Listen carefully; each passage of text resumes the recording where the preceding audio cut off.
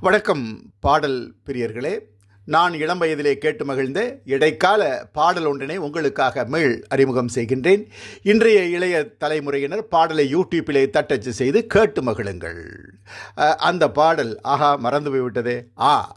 மறந்தே போச்சு ரொம்ப நாளாச்சு மடிமேல் விளையாடி நான் மனம் போல் உறவாடி மெதுவாய் தொட்டாட மணிவாய் முத்தாட வருவாய் என் கண்மணி விரைவாய் வந்திங்கு நிறைவாய் என் பங்கு தருவாய் என் பொன்மணி.